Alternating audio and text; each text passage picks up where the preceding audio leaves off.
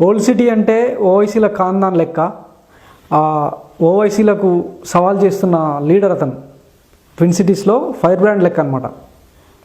అతను మరెవరో కాదు, నాంపల్లి కాంగ్రెస్ ఇన్ఛార్జ్ మిస్టర్ ఫిరోజ్ ఖాన్ అనమాట. తను ఇప్పుడు మన ముందున్నారు. ఆ ఫైర్ బ్రాండ్ ధిక్కార స్వరం ఏందో ఆయన మాటల్లోనే విని తెలుసుకుందాం. నమస్తే సార్, గుడ్ ఆఫ్టర్నూన్. నమస్తే, గుడ్ ఆఫ్టర్నూన్. నా పేరు ఫిరోజ్ ఖాన్, నా ఆత్మ భగత్ సింగ్ అని మీ పాపులర్ కొటేషన్. ఆ తెగింపు ఎట్లకెళ్ళి వచ్చింది? అది న్యాచురల్గా వచ్చేసింది. ఒక వారియర్కి వచ్చే ఫీలింగ్ వచ్చింది. సో నేనేమనుకుంటా అంటే చిన్నప్పటి నుంచి ఎల్ఓసి మీద, కశ్మీర్ బార్డర్స్ మీద, లైన్ ఆఫ్ కంట్రోల్ మీద ఎట్లా ఒక సోల్జర్ ఉంటాడు. ఓకే. వాడు దేనికి కూడా ఆలోచన పెట్టడు.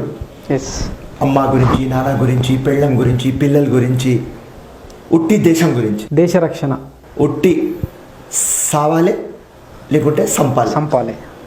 అదే నేచర్, క్యారెక్టర్ నాలో ఉన్నది. దానికోసం నా కొటేషన్ మీరు చెప్పిన ఫిరోజ్ ఖాన్ కానీ ఆత్మ భగత్ సింగ్. మీ ఫైటింగ్ స్పిరిట్ అట్లనే ఉంటుంది. పాలిటిక్స్లో ఈ దిగుడు కరెక్టే అంటారా? ఇంత అగ్రెసివ్నెస్? మార్పు కోసం వచ్చినా, చేంజ్ కోసం వచ్చినా, వాస్తవం బయట పెట్టానే వచ్చిన. వేరే వాళ్ళలాగా కళ్ళు ఉన్న తర్వాత వాళ్ళకు కనిపించదు, చెవులు ఉన్న తర్వాత వినపడొద్దు. అట్లాంటి పాలిటిక్స్ నేను చేయను. సో చూటిగా మా పార్టీ ఉండని, ఏ పార్టీ ఉండని, నాకు ఏది నిజం కనిపిస్తే, ఏది వాస్తవం కనిపిస్తే, ఏది న్యాయం కనిపిస్తే తప్పకుండా చెప్తా. Okay, good sir. ఓవైసీలను పదే పదే టార్గెట్ చేస్తుంటారు, వాళ్ళని సవాల్ చేస్తుంటారు. నాంపల్లి నుంచి 3 సార్లు, హైదరాబాద్ పార్లమెంట్ నుంచి ఒకసారి పోటీ చేసి ఓడిపోయారు. ఇన్నిసార్లు ఓడిపోతున్నా ఈ ఫైటింగ్ స్పిరిట్ ఎలా వచ్చింది మీకు? మళ్ళీ చెప్పినా మీకు, ఒక మార్పు తీసుకురావాలి అంటే ఒక జీవితం అంకితం చేయాలి. ఓకే. ఆ జీవితం ఒక మార్పు కోసం అంకితం చేసేస్తున్నా. ఈ ఓల్డ్ సిటీలో ఈ ఫెనాటిక్ పాలిటిక్స్, రిలీజియస్ పాలిటిక్స్ ఒక మాఫియా లాగా ఓల్డ్ సిటీకి రూల్ చేస్తున్నారు. ఓకే. ఓల్డ్ సిటీకి డెవలప్ చేస్తలేరు. ఇస్లాం అని చెప్తున్నారు కానీ ముస్లిమ్స్కి డెవలప్ చేస్తలేరు. అక్కడి నుంచి ఓట్లు తీసుకుంటున్నారు. వీళ్ళు అసదుద్దీన్ వాళ్ళ ఎమ్మెల్యేస్ కోటీశ్వర్లు అవుతున్నారు. కానీ ప్రజలు అట్లనే బీదోలు, బీపీఎల్, బిలో పావర్టీ లెవెల్, వాళ్ళకు ఏం రిసోర్సెస్లు లేవు. సోషలీ, ఎకనామికలీ బ్యాక్వర్డ్ పెట్టినారు, ఎడ్యుకేషనలీ బ్యాక్వర్డ్ పెట్టినారు. ఉట్టి ఒక జంగల్ రాజ్ నడిపిస్తున్నారు.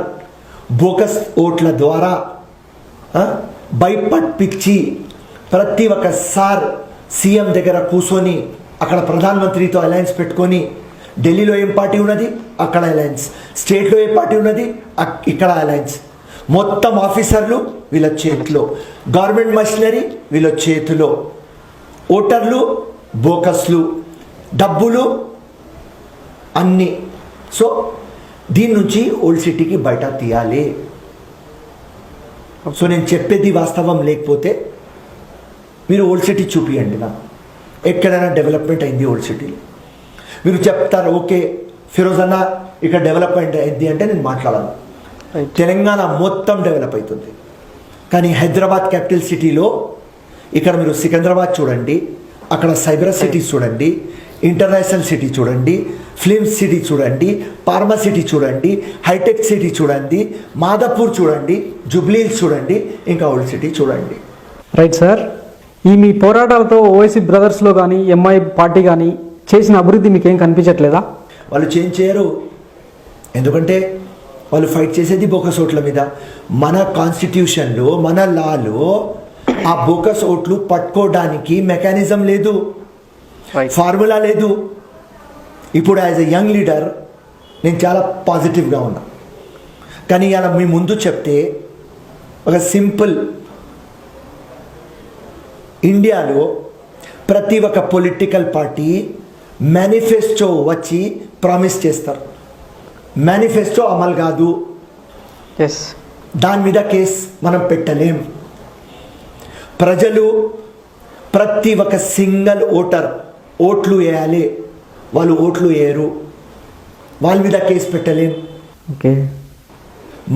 యాంటీ డిఫెక్షన్ లా, కాంగ్రెస్ పార్టీతో టికెట్ తీసుకుంటారు, పోయి టీఆర్ఎస్ దగ్గర వెళ్ళిపోతారు. ఓకే. టీడీపీతో టికెట్ తీసుకుంటారు, వైఎస్ఆర్లో వెళ్ళిపోతారు. వైఎస్ఆర్తో టికెట్ తీసుకుంటారు, టీడీపీలో వెళ్ళిపోతారు. యాంటీ డిఫెక్షన్ లా మన దగ్గర మెకానిజం లేదు. ఓకే. పార్లమెంట్లో అసెంబ్లీలో బిల్ పాస్ చేస్తారు, కానీ బిల్కి ఇంప్లిమెంట్ కాదు, అమలు కాదు, దాని మీద కేసు పెట్టలేం. ఎస్. ప్రెస్ కాన్ఫరెన్స్లో ప్రెస్ స్టేట్మెంట్లు ఇస్తారు, దాని మీద కేసు పెట్టలేం. జనాల లోపల పోయి పబ్లిక్ మీటింగ్లో ఏదో వాగ్దానాలు చేస్తారు, కానీ గ్రౌండ్ రియాలిటీలో ఏం చేయరు, మనం కేసు పెట్టలేం. బోగస్ ఓట్లు, ఫేర్ ఫ్రీ ట్రాన్స్పరెంట్ ఎలక్షన్ అని, మన డెమోక్రసీ సేవ్ చేయమని మన కాన్స్టిట్యూషన్లో ఫస్ట్ పేజ్లో okay country base fair free transparent election. Bogus ఓట్లు నడుస్తూనే ఉంటాయి. బుర్ఖా కార్డెడ్ ఉమెన్ బుర్ఖా పెట్టుకొని, వాళ్ళ మీద నాకు చాలా రెస్పెక్ట్ ఉన్నది, బుర్ఖా మీద నేను మాట్లాడతలేను, కానీ మొత్తం దొంగ ఓట్లకు ఆ బుర్ఖాలో యూజ్ చేస్తున్నారు. ఆఫియా సఫియా ఓట్ వేసేస్తుంది, రఫియా సమీరా ఓట్ వేసేస్తుంది. ఓకే. ఇది బుర్ఖా తీయరు, ఇట్లా పెట్టుకొని తీయరు. ఓకే. అక్కడ ప్రిసైడింగ్ ఆఫీసర్ అడిగితేనే మేము తీయమంటారు, వాడు ఏం చేయలేకపోయాడు. Handicap. Yes. System handicap. Yes. Women police పెట్టుమంటే కమిషనర్, డీజీపీ మా దగ్గర అంత ఫోర్స్ లేదు అని చెప్తారు. ఫేస్ రికగ్నైజేషన్ యాప్ పెట్టండి అంటే ఆ మెకానిజం మీద వర్క్ చేస్తాం అంటుంటారు. అరే బయోమెట్రిక్ పెట్టండి, చేస్తాం. ఓకే. ఎలక్ట్రల్ రోల్కి ఆధార్కి లింక్ చేయండి, చేస్తాం. సో మన సిస్టంలో ఇన్ని ప్రాబ్లంలు ఉన్నాయి. రైట్ సార్, మీరు పదే పదే చెప్తుంటారు కదా, మేరా మక్సద్ ఫెయిర్ పాలిటిక్స్, ట్రాన్స్పరెన్సీ పాలిటిక్స్ అని. ఈ మీ ఆదర్శాలు నెరవేరాలన్నా, మీ ఆశయాలు నెరవేరాలన్నా టీఎన్ శేషన్ లాంటి వాళ్ళు 100 మంది పుడితే తప్ప సెట్ అయ్యేటట్లేదు. మార్పు వస్తుందని ఎలా ఆశిస్తున్నారు? 100%. నేను చెప్పినా కదా, లాస్ట్ ఇంటర్వ్యూలో కూడా చెప్పిన, ఈ కంట్రీకి ఇండిపెండెన్స్ వస్తుంది అని ఎవరైనా నమ్మినారు? తెలంగాణ వస్తుంది అని ఎవరైనా నమ్మినారు? నేనే టీఆర్ఎస్ కేసీఆర్ బర్కత్పురా నుంచి అక్కడ పోతుంటే టైం డేట్ కూడా చెప్తా. 2002లో ఓకే. కేసీఆర్ ఇట్లా అంబాసిడర్ కార్లో పోతున్నాడు. అరే నా తెలంగాణ మూమెంట్ కోసం ఫైట్ చేస్తున్నాడు ఫిరోజ్ అన్న అని చెప్తే, నేను ఈ కేసీఆర్ మిక్కీ మౌస్ ఏం తెస్తాడు రా భయ్, వీడు తాగుతాడు పనుకుంటాడు, వీడు ఏం తెస్తాడు అన్న తెచ్చినాడు కదా. ఓకే, ఇచ్చింది సోనియా గాంధీ, కానీ అజిటేషన్ చేసి తెచ్చినాడు కదా కేసీఆర్. ఎస్. సో తెలంగాణ వాస్తవమైంది. ఓకే. సో అట్లనే మార్పు తప్పకుండా వస్తుంది, కానీ మనం కన్సిస్టెంట్గా ఉండాలి. ఓకే. మనం డిప్రెస్ కావద్దు. రైట్. అరే 2 ఎలక్షన్లు పోయినాయి, 3 ఎలక్షన్లు పోయినాయి, ప్రజలు మన దిక్కు లేదు, సిస్టమ్ మన దిక్కు లేదు అని మనం ఓడిపోతే తప్పకుండా మన మక్సద్ ఓడిపోతుంది. ఎస్. మనం గట్టి ఉంటే మార్పు వస్తుంది. కన్సిస్టెన్సీ గురించి మాట్లాడుతున్నారు. మరి మీరు గత 3 ఎన్నికల్లో చూసుకుంటే 3 పార్టీలతో పోటీ చేశారు. PRP to Congress via TDP. Party మారడం అంటే కన్నతల్లిని మోసం చేసుకున్నట్టే అంటుంటారు కదా రాజకీయాల్లో. మీ ఆశయం సంగతి ఓకే, కానీ అవసరానికి దారులు తొక్కుతున్నట్టు అనిపించట్లేదా? అవసరం. యాంకర్ గారు, మీ పేరు? వెంకట్రామ్ సార్. వెంకట్ గారు, నా ఫస్ట్ లవ్ కాంగ్రెస్. 2009లో రాజశేఖర్ రెడ్డి ఎంఐఎంతో పొత్తు పెట్టుకున్నానని నాకు టికెట్ ఇవ్వలేదు. ఓకే. దాని తర్వాత ప్రజారాజ్యం పోయినా, ప్రజారాజ్యం విలీనమైంది కాంగ్రెస్లో. అవును. రాత్రి పగలు పనిచేసిన. ఓకే. 2014 తెలంగాణ అయింది. అప్పుడు అసదుద్దీన్ ఏం చేశానంటే కేసీఆర్తో కూడా ఒప్పందం పెట్టుకున్నాడు, కాంగ్రెస్తో కూడా ఒప్పందం పెట్టుకున్నాడు. ఏమని? రేపటి దినం 60 MLAs magic figure out of 119. అవును. ఆ 60లో తక్కువ మీకు పడితే నేను ఇస్తా, మీకు తక్కువ పడితే ఇస్తా అని ఇద్దరికి కాన్ఫిడెన్స్లో పెట్టుకున్నాడు. ఓకే. కాంగ్రెస్తో ఏం చెప్పినంటే 2014 ఫిరోజ్ ఖాన్కి టికెట్ ఇవ్వద్దు, ఓకే. కేసీఆర్కి చెప్పినాడు ఫిరోజ్ ఖాన్కి ఇవ్వద్దు. అండ్ దాని తర్వాత టీఆర్ఎస్ దగ్గర వెళ్ళిపోయినారు. ఓకే. సో అప్పుడు కాంగ్రెస్ మళ్ళీ 2014 నాకు ఇవ్వలేదు. ఓకే. కేసీఆర్ దగ్గర పోయినారు, ఆయన కూడా ఇవ్వలేదు. కాంగ్రెస్ కూడా ఏమన్నది, కేసీఆర్ కూడా ఏమన్నారు, ఫిరోజ్ ఖాన్ నువ్వు పని చేయి, నేను నీకు ఎమ్మెల్సీ ఇచ్చేస్తా, చైర్మన్షిప్ మంచి ఒక క్యాబినెట్ ర్యాంక్ చైర్మన్షిప్ ఇస్తా, ఓకే. నువ్వు పని చేయి పార్టీకి. సో నేను కేసీఆర్ గారికి అన్నా, మీరు ఎట్లా విప్లవం తీసుకోవచ్చినారు సార్, అదే విప్లవం నాలో ఉన్నది. ఏ రోజు నేను విప్లవం తీసుకువస్తా, మీలో ఒక 10% నేను సక్సెస్ఫుల్ అవుతా సార్. ఇప్పుడు నేను ఆర్డినరీ మ్యాన్ సార్, కానీ నేను ఫైట్ ఇవ్వను సార్. ఓకే. చాలా మంది నేను పాలిటిక్స్లో చూసినా సార్, ఫైటర్స్, కానీ నువ్వు వారియర్ సార్. నేను కూడా ఒక వారియర్, నేను కంటెస్ట్ చేస్తా సార్. గల్లీ ఎలక్షన్ కానీ ఢిల్లీ ఎలక్షన్ కానీ నామినేటెడ్ పోస్ట్ వద్దు సార్, నేను కంటెస్ట్ చేస్తా సార్. కంటెస్ట్ చేస్తేనే నేను మార్పు తీసుకురాగలను, నామినేటెడ్ పోస్టులు తీసుకుంటే నేను ఫైట్ చేయలేను సార్. మీరు ఏం చెప్తే అది ఎస్ చెప్పాలి సార్. పబ్లిక్ ఓట్లు తీసుకువస్తే పార్లమెంట్ అసెంబ్లీలో అయ్యా అమ్మ చేస్తా సార్.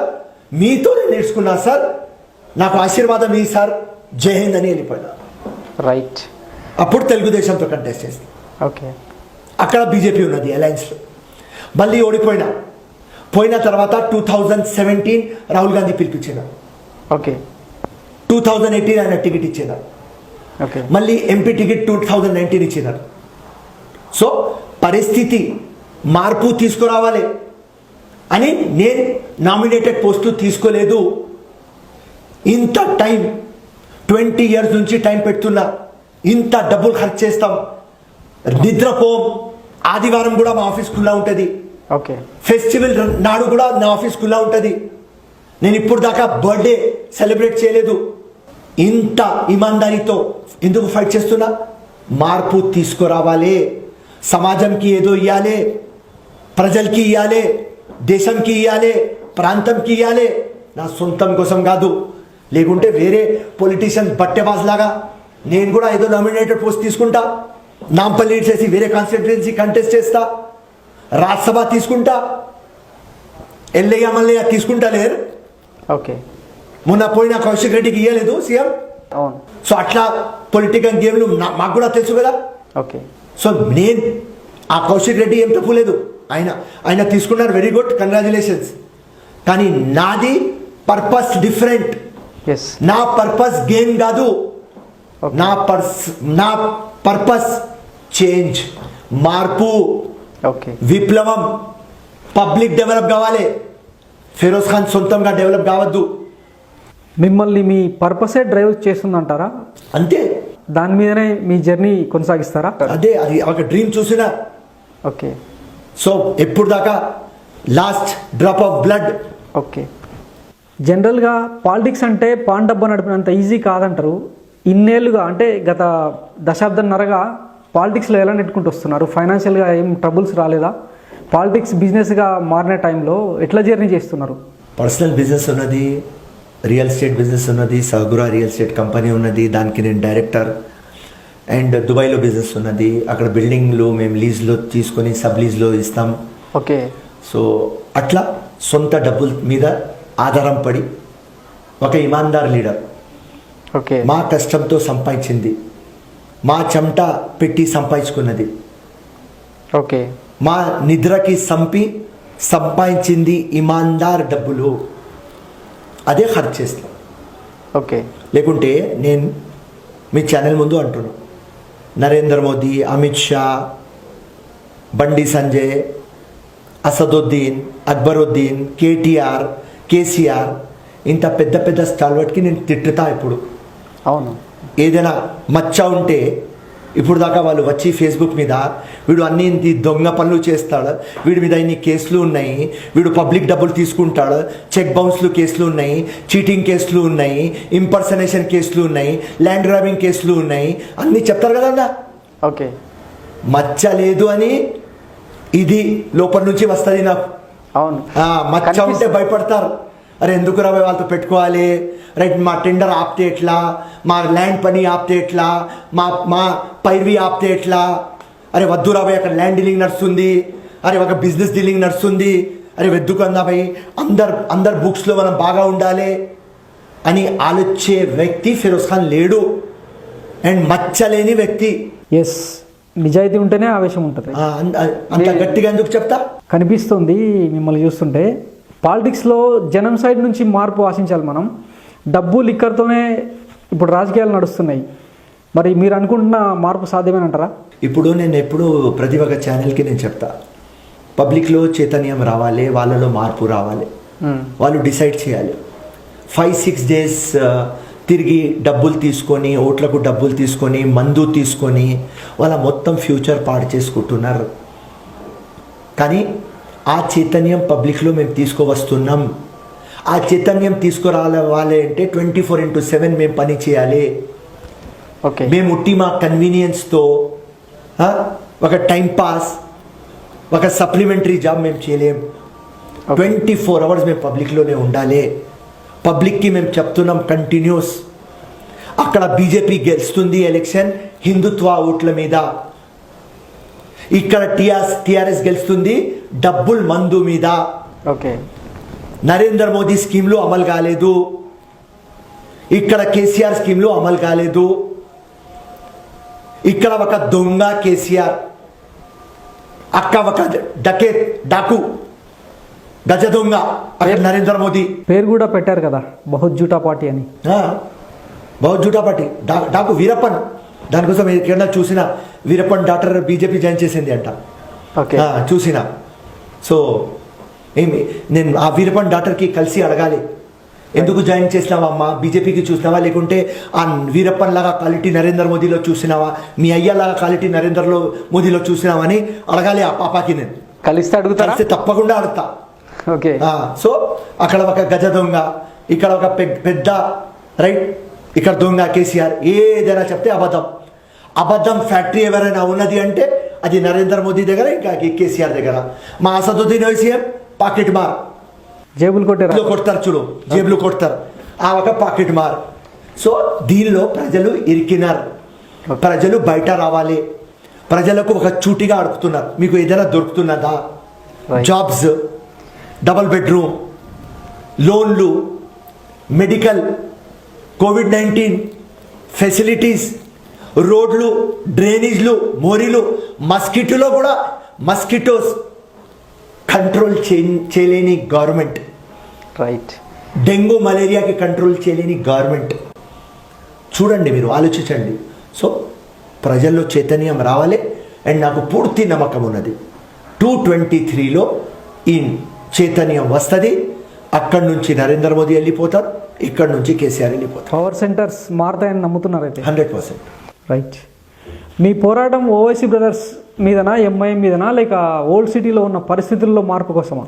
నా పోరాటం totally old city situation. Okay, personal అసదుద్దీన్తో, అక్బరుద్దీన్తో నాకు ఏం లేదు. ఓకే, కానీ ఆ బట్టేబాస్ పార్టీ, ఆ నంగా పార్టీ మేనిఫెస్టో లేని పార్టీ అది. ప్రతి ఒక్క పొలిటికల్ పార్టీలో, ఒక ఇండియాలో 1,00,000 పొలిటికల్ పార్టీస్ ఉంటే అందరికీ మేనిఫెస్టో ఉంటుంది. ఈ దొంగ పార్టీకి మేనిఫెస్టో ఉండదు. ఓకే, సో వాళ్ళు అసలు ప్రామిసే చేయరు. ఉట్టి రిలీజన్ మీద, ఉట్టి రౌడిజం మీద, ఉట్టి బొక్కసోట్ల మీద, ఉట్టి గవర్నమెంట్ మెషినరీకు చేతిలో పెట్టి వీళ్ళు గెలిచే ఎలక్షన్లు. ఓల్డ్ సిటీ డెవలప్ అయితలేదు అనే నా ఫైట్. ఓకే, మొత్తం వచ్చే జనరేషన్ పాడైపోతున్నారు. అవును, ఏం డెవలప్మెంట్ లేదు. ఇప్పుడు దాకా ఓల్డ్ సిటీ ఏదైనా డెవలప్ అయింది అంటే అమెరికా, లండన్, ఇంకా middle east, Saudi Arab, Dubai, Bahrain పోయి ఇక్కడి నుంచి వాళ్ళు అక్కడ పోయి ఉద్యోగాలు చేసి ఏదో ఓల్డ్ సిటీకి డెవలప్మెంట్ నడిచింది. ఓకే, కానీ వీళ్ళు చేసేది ఏం లేదు. అసదుద్దీన్ కానీ వాళ్ళ అయ్యా కానీ సలావుద్దీన్ ఓవైసీ ఏం డెవలప్మెంట్ చేయలేదు. టీఆర్ఎస్ అధికారంలోకి వచ్చాక ఓల్డ్ సిటీలో మార్పు వచ్చిందని, అభివృద్ధి కనిపిస్తుందని ఆ పార్టీ చెప్పుకుంటుంది. మరి మీకు కనిపించట్లేదా? ఇప్పటికీ అధిక వడ్డీలు, HIV కేసులు, దుబాయ్ షేక్లతో అమ్మాయిల మ్యారేజెస్ ఇవన్నీ అట్లనే కొనసాగుతున్నాయి. చూడండి, ఇప్పుడు కేసీఆర్ ఒక స్కీమ్ పాస్ అయింది. ఆ స్కీమ్ షాదీ ముబారక్, కళ్యాణ్ లక్ష్మి. ఓకే, నేను టోటల్గా కేసీఆర్ ఏం చేయలేదు అని చెప్తలేను. అవుట్ ఆఫ్ 100 టీఆర్ఎస్ మైనార్టీలకు బాగానే ప్రాధాన్యం ఇస్తుంది. ఏ మైనారిటీ స్కీమ్ చేస్తున్నారు చెప్పండి మీరు? 12% రిజర్వేషన్స్ మైనారిటీకి దొరికింది. వక్ఫ్ బోర్డ్కి జ్యుడిషియరీ పవర్ ఇస్తామన్నది దొరికింది. ఓకే. ఎవరికైనా డబుల్ బెడ్రూమ్ దొరికింది, ఎవరికైనా ఒక ఉద్యోగం దొరికింది. మైనారిటీ ఫైనాన్స్ కార్పొరేషన్ బంద్ ఉన్నది. ఓకే. ఒక 2 lakh అప్లికేషన్ పెడితే ఒక 2000 కూడా అడ్మిట్ కాలేదు. ఓకే. మైనారిటీ ఫైనాన్స్ కార్పొరేషన్ బట్టెబాస్. ముస్లిమ్స్కి ఏం చేసింది? అంబర్పేట్లో ఏఖానా మస్జిద్ డెమాలిష్ చేసేసింది. సెక్రటరియేట్లో 2 mosque డెమాలిషన్ చేసేసింది. ఓకే. ముస్లిం సెంటిమెంట్తో ఆడింది. ఏం డెవలప్మెంట్ చేస్తారు? యూసుఫాబాద్ దర్గా డెవలప్మెంట్ చేస్తామన్నారు. ఏం చేస్తారు? అక్కడ ఇస్లామీ యూనివర్సిటీ పెడతా అని మాదాపూర్లో చెప్పినారు. ఏమైంది? ముస్లింకి ఇంత కూడా చేయలేదు కేసీఆర్కి మైండ్లో వచ్చేసింది ఎవ్వరికి డెవలప్ చేసే అవసరం లేదు. ముస్లిమ్స్లో అసదుద్దీన్ వాళ్ళ ఫ్యామిలీకి డెవలప్ చేస్తే సాల్, వాళ్ళు ఓట్లు తీసుకువస్తారు, మనకు నంబర్లు దొరికిపోతాయి. ఓకే. పాలిటిక్స్లో అర్థమెటిక్ ఇంపార్టెంట్.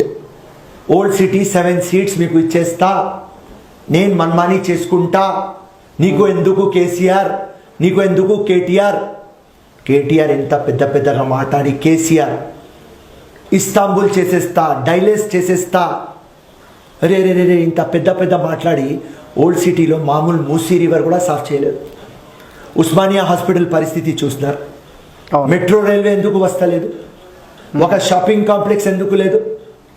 ఒక ఐటీ కంపెనీ ఎందుకు లేదు? ఒక కార్పొరేట్ ఆఫీస్ ఎందుకు లేదు? మొత్తం old city black listed. Card తీసుకోవాలి, క్రెడిట్ కార్డ్ దొరకదు, కార్డ్ తీసుకోవాలి దొరకదు, లోన్ దొరకదు. ఎందుకు black listed? Okay. So MIM ideology అంటే ఓల్డ్ సిటీ డెవలప్ కావద్దు, డెవలప్ అయితే మాకు ఓట్లు వేయరు. ఓకే. ఎంఐఎం ఓడిపోతేనే ఓల్డ్ సిటీలో మార్పు వస్తుందని మీ ఉద్దేశమా?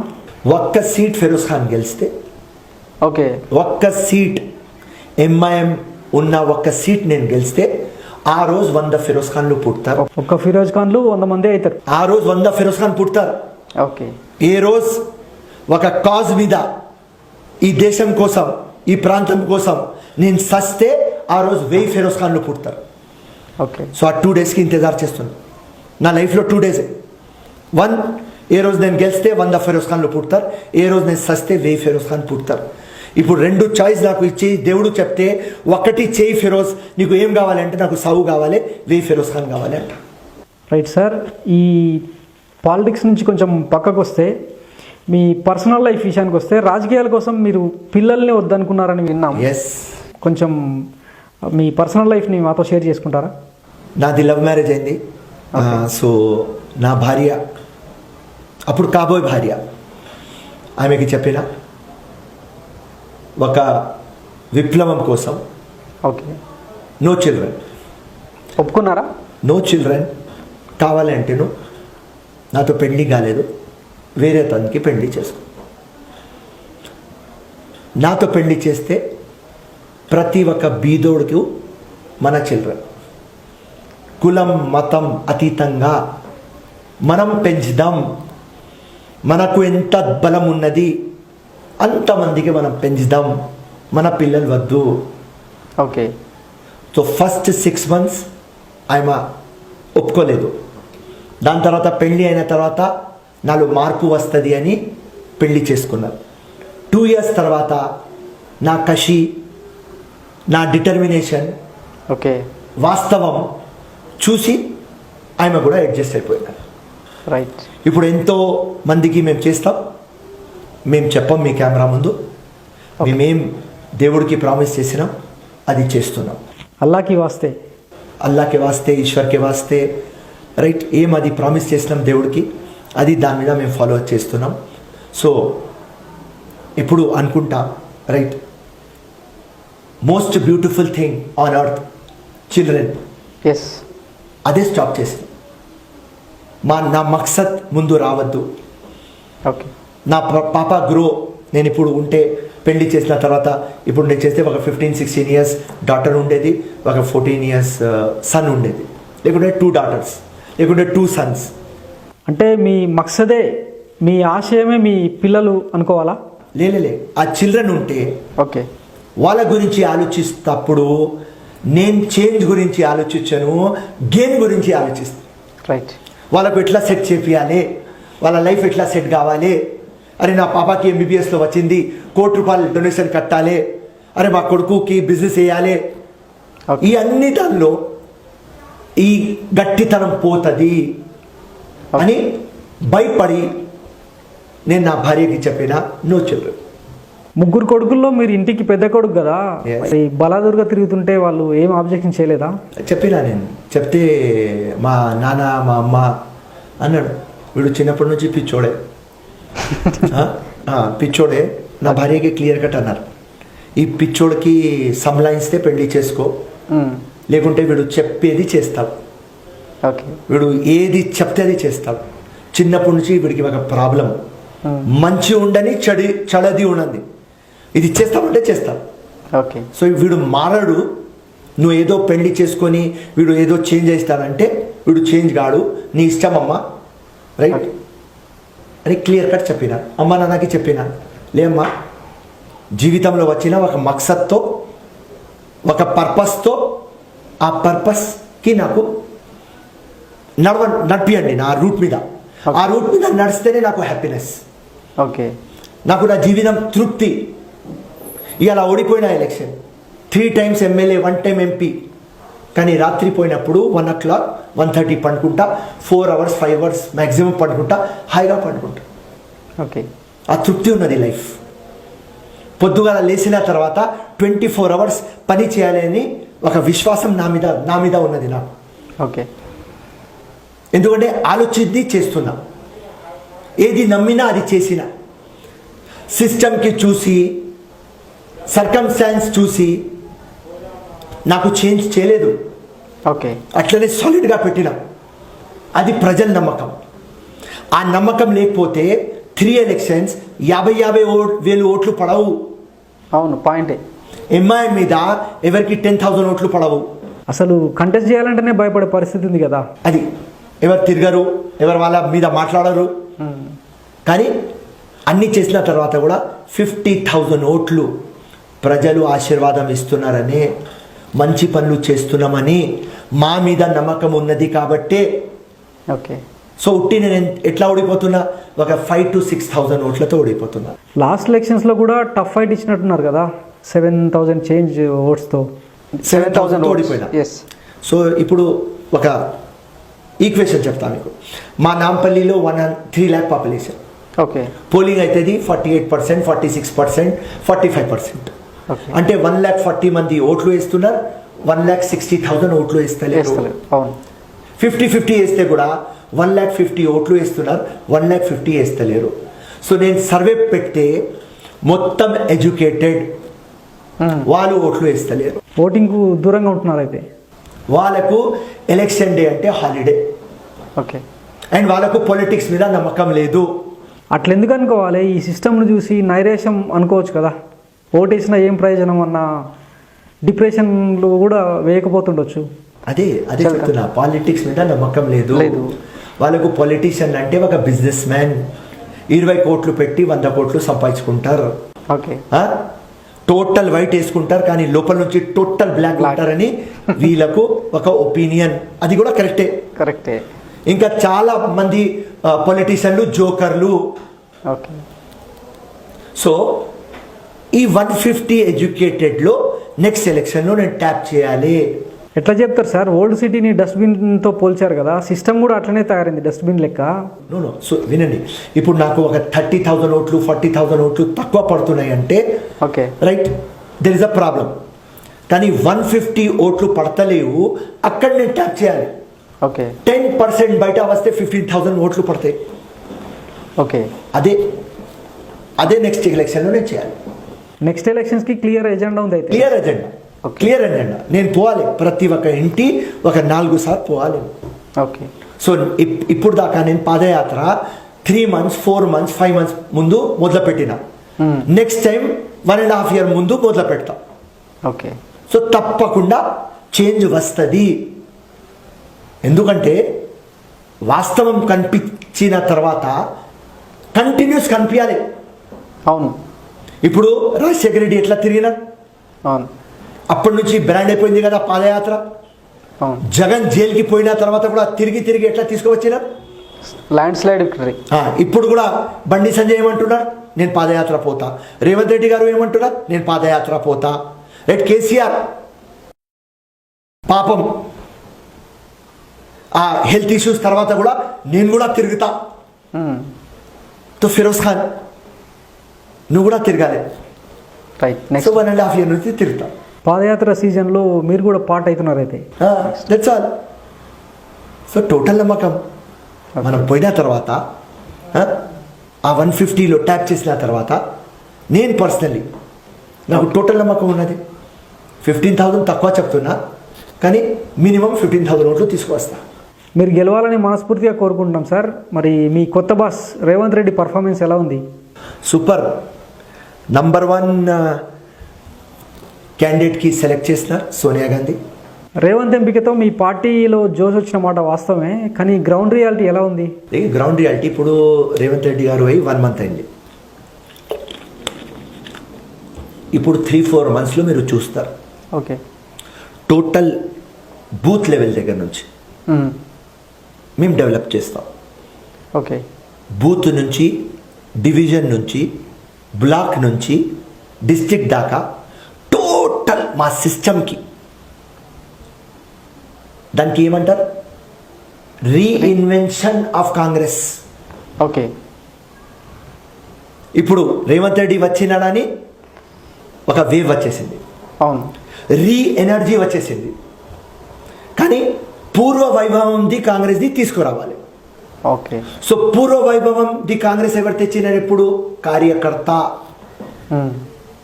సో ఆ కార్యకర్తకి రేవంత్ రెడ్డి మీద నమ్మకం ఉన్నది. ఓకే. సో దానికి ఒక సిస్టంలో తీసుకురావాలి. బూత్ మెకానిజం రావాలి. ఓకే. మైక్రో బూత్ లెవెల్ దాకా పోవాలి. కాంగ్రెస్కు ఇప్పటికీ జనాల్లో కొంత క్రెడిబిలిటీ ఉంది, తెలంగాణ ఇచ్చిన గౌరవం ఉంది, కానీ దాన్ని మీరు క్యాష్ చేసుకోలేదు కదా. మొన్నటి ఎన్నికల్లో చూసినా, అంతకుముందు ఎన్నికల్లో చూసినా. ఇప్పుడు మెయిన్ కాంగ్రెస్ మీకు తెలుసు, అందరికీ తెలుసు, ఇది కాంగ్రెస్ డిఎన్ఏ లోపం ఉందని టాక్. ఇప్పుడు కాంగ్రెస్ కి ఓడగొడుతుంది, వేరే బయట వాడికి బలం లేదు. అవును. ఇంట్లో వాళ్ళే దెబ్బ కొడుతున్నారు. అండ్ మా దగ్గర ఈగో ప్రాబ్లంలు, కోవర్ట్ పాలిటిక్స్. కోవర్ట్ కంటే 100% ఎక్కువ మా దగ్గర ఈగో ప్రాబ్లం. ఓకే. సో ఆ ఈగో ప్రాబ్లం మేము పక్క పెట్టి కోఆర్డినేషన్లో వస్తే నేను నా రక్తంతో రాసిస్తా. సాధ్యమంటారా మరి? నేను రక్తంతో రాసిస్తా. ఓకే. రేవంత్ రెడ్డి లీడర్షిప్లో అందరు కోఆర్డినేషన్లో వచ్చేసి, రైట్, మన్మాని బౌలింగ్ చేయవద్దు. ఓకే. ఒకడు వచ్చి అవుట్ స్వింగర్ వేస్తాడు, ఒకడు వచ్చి ఇన్ స్వింగర్ పెడతాడు, ఒకడు యాకర్ వేస్తాడు, ఒకడు గుగ్లీ వేస్తాడు, ఒకడు ఫుల్ టాస్ వేస్తాడు. నో, రేవంత్ రెడ్డి స్ట్రాటజీలో అందరం కలిసి గుడ్ బాల్ వేస్తాం. ఓకే. ఇప్పుడు రూలింగ్ గవర్నమెంట్ మాకు డిఫెన్స్ చేయాలి, కొట్టడానికి పోతే బోల్డ్ అవుతారు, వికెట్ వస్తుంది. ఆ కోఆర్డినేషన్లో మా మొత్తం సీనియర్, అంటే కాంగ్రెస్ పార్టీ అంటే పులిల పార్టీ. ఈ పులిలో యంగ్ డైనమిక్ బెస్ట్ పులికి సోనియా గాంధీ ఇచ్చేసింది. ఓకే. మా తప్పు ఏమైంది? ఒక షీప్ కేసీఆర్, ఓకే, అంటే షీప్కి ఏమంటారు తెలుగులో? గొర్రె. ఒక గొర్రె తెలంగాణ ఇచ్చేసి సోనియా గాంధీ కాలు మొక్కి తెలంగాణ తెచ్చినాడు ఈ కేసీఆర్. అతనికి ప్యాంథర్ చేసేస్తాం, ఒక లెపర్డ్. 2014 ఎలక్షన్లో నేను ముఖ్యమంత్రి, నేను దళితుల లీడర్, నేను బీసీ లీడర్, నేను రెడ్డి లీడర్, నేను మైనారిటీ లీడర్, నేను ఎల్లయ్య లీడర్, మల్లయ్య లీడర్ అని చెప్పి నేనే ముఖ్యమంత్రి అని కేసీఆర్కి ముఖ్యమంత్రి ఇచ్చేస్తారు. వాడు పులి అయిపోయినాడు. లాస్ట్ టైం ఎలక్షన్స్లో మీ పార్టీ తరఫున 30 మంది ముఖ్యమంత్రి అభ్యర్థులు పోటీ పడ్డారు. మరి ఈసారి ఆ నెంబర్ ఎంత అంటున్నా. ఓకే. 2014లో వాడికి కేసీఆర్కి పులి చేసేసినారు. దాని తర్వాత 2018లో మళ్ళీ అది సేమ్ డ్రామా చేసి మళ్ళీ కేసీఆర్కి ముఖ్యమంత్రి సెకండ్ టైం చేసి ఇప్పుడు ఎలిఫెంట్, ఏనుగు అయిపోయినాడు. అవును. సో మీరు నేషనల్ జాగ్రఫీ టెలివిజన్ టీవీ చూస్తాం. నేషనల్ జాగ్రఫీలో మీరు చూడండి, ఒక ఎలిఫెంట్కి సంపాలి అంటే 20-25 పులిలు వస్తాయి. అవును. మొత్తం సిండికేట్ అయి దాని తర్వాత ఎలిఫెంట్కి అటాక్ చేస్తారు. ఇప్పుడు అదే కాంగ్రెస్ పార్టీ చేయాలి. అది చేస్తే ఈ ఏనుగు మటాష్ అవుతాడు. రైట్. అండ్ నా రక్తంతో రస్తా అన్నారు. అవును. మా సీనియర్లు టోటల్ రేవంత్ రెడ్డి కోఆర్డినేషన్లో వచ్చి ఎస్ మేము ఆ ఇగోస్ పక్క పెట్టేస్తాం, మా పోస్టులు మా హోదాలు ఉట్టి కాంగ్రెస్ పూర్వ వైభవం తీసుకువస్తాం, అర్ధరాత్రి నుంచి కాంగ్రెస్కి వెల్తురు చూపిస్తాం, వెల్తురు వచ్చిన తర్వాత కొట్లాడుకుందాం. నేను ముఖ్యమంత్రి, నువ్వు ముఖ్యమంత్రి, నేను హోమ్ మినిస్టర్, నేను రెవెన్యూ మినిస్టర్, నేను వక్ఫ్ బోర్డ్ చైర్మన్, నాకు ఎమ్మెల్సీ తర్వాత మినిస్టర్. చెన్నారెడ్డి ఫార్ములాని ఫాలో అవుతున్నారైతే అంతే. అసలు అధికారంలోకి వస్తేనే కదా ముఖ్యమంత్రి ఎవరైనా తెలియదు. అయితే ఫస్ట్ బిర్యానీ రెడీగా, దాని తర్వాత ఎవరికి తినాలి తిందాం. ఇప్పుడు బిర్యానీ రెడీ కాదు, అక్కడనే కొట్లాట, అక్కడనే ఇక ప్రాబ్లం. సో ఇది మారిపోతుంది. అసలు కోర్టులో ఏరివేత ఎంతవరకు వచ్చింది? పార్టీలో ఫిల్టరింగ్ షఫ్లింగ్ ఏమైనా జరిగిందా? ఏంటండి కోర్టు ఏం చేస్తుంది? ఇది కాంగ్రెస్ది కొట్లాట ఓపెన్ సీక్రెట్. అవును. ఏదైనా లోపలైతుంది బయట పోతలేదు అంటే ఆ కోవట్లది ఏదైనా వాల్యూ. మేమే బజార్లో మొత్తం అయ్యమ్మ తిట్టుకుంటున్నాం, మొత్తం ప్రెస్లో వీడి స్టేట్మెంట్ ఇది, వీడి స్టేట్మెంట్ ఇది, ఇది ఇది ఇది. 2 రోజుల క్రితమే రేవంత్ రెడ్డి మహేశ్వర్ రెడ్డి మధ్య వాగ్వాదం జరిగిందని మీడియాలో వార్తలు వచ్చినాయి. అప్పుడే కుమ్ములాటలు మొదలైనాయా? అసలు సెటిల్ అవుతుందా? తప్పకుండా సెట్ అవుతుంది. మీరు మాకు 3-4 months టైం ఇవ్వండి, దాని తర్వాత నాకు అడగండి ఇదే క్వశ్చన్. సెట్ కాకపోతే చెప్పేస్తాం ఈ ఛానల్ ముందు. గ్రౌండ్ రియాలిటీ ఏంటంటే వాళ్ళకు ఓటేసినా గెలిస్తే కండువా మార్చేస్తారన్న ఫీలింగ్లో ఉన్నారు జనాలు. వీళ్ళకి ఎందుకు ఓటేయాలన్న ఫీలింగ్లోకి వచ్చేసారు. దీన్ని ఎట్లా మారుస్తారు? కరెక్ట్. అది మారాలి అంటే జనం కాంగ్రెస్ పట్ల ఇప్పటికీ పాజిటివ్గానే ఉన్నా బట్ లీడర్షిప్లో మీద నమ్మకం లేదు కదా. అగ్రీడ్. ఆ లోపాలు నాకు అగ్రీ. ఎందుకంటే ఇప్పుడు బై ఎలక్షన్లు ఏదైనా కానీ పబ్లిక్ ఒపీనియన్ అదే, దానికి చేంజ్ చేయాలంటే కష్టం. 2023 ఎలక్షన్ తర్వాత చేంజ్ చేయవచ్చు. ఓకే. అప్పుడు దాకా చేంజ్ చేయలేదు. ఎందుకంటే మా దగ్గర కూడా మెజారిటీ ఉంటే ఎవరు పోరు. ఓకే. సో ఆ మెజారిటీ మేము ప్రూఫ్ చేయాలి. అండ్ ఇంకా రేవంత్ రెడ్డి ఇంకా టోటల్ టీమ్ 24/7.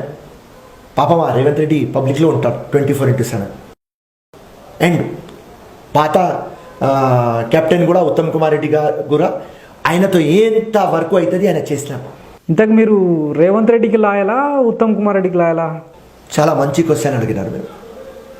ఉత్తమ్ కుమార్ కొన్ని రెడ్డి ఇంటర్వ్యూస్లో చెప్పారు ఉత్తమ్కి లాయల్ నేను అని. మీరు మంచి క్వశ్చన్ అడిగినారు. నేను మెహర్బానీ చేసి దీనికి హైలైట్ చేయండి. ఉత్తమ్ కుమార్ రెడ్డి ఉన్నప్పుడు ఆయన నా DGP. Okay. Big boss DGP. Yes. నేను Uttam Kumar Reddy task force DCP. Okay. Uttam Kumar Reddy arrest చేయమంటే చేస్తా, అప్పుడు వాడికి కొట్టుమంటే కొడతా, ఎన్కౌంటర్ చేయమంటే చేస్తా. ఓకే. ఇప్పుడు ఆయన వెళ్ళిపోయినారు. ఆ డీజీపీ పోస్ట్లో మా రేవంత్ రెడ్డి గారు వచ్చినారు. ఓకే. ఉత్తమ్ కుమార్ రెడ్డి మీద రెస్పెక్ట్ ఉన్నది, అది నా జీవితం మొత్తం ఉంటుంది. ఓకే. లాయల్టీ ఉన్నది, అది జీవితం మొత్తం ఉంటుంది. కానీ నా ప్రెజెంట్ బాస్ రేవంత్ రెడ్డి గారు, ఓకే, ఆయన చెప్తే కొట్టుమంటే కొడతా, అరెస్ట్ చేయమంటే అరెస్ట్ చేస్తా, ఎన్కౌంటర్ చేయమంటే ఎన్కౌంటర్ చేస్తా. ఒకవేళ రేవంత్ రెడ్డి ఎవరికైనా ఎన్కౌంటర్ చేయమని చెప్తే ఇక్కడ నుంచి ఉత్తమ్ కుమార్ రెడ్డి ఫోన్ వస్తే లిఫ్ట్ చేయను, ఎన్కౌంటర్ చేస్తా, దాని తర్వాత లిఫ్ట్ చేస్తా. ఓకే. అదే ఫిరోజ్ ఖాన్. లాయల్, నేను ఒక వారియర్. నా బాస్ ఏం చెప్తే అది చేస్తా. మీకు రేవంత్ రెడ్డికి మధ్య టర్మ్స్ బాగానే ఉన్నాయా? 100%.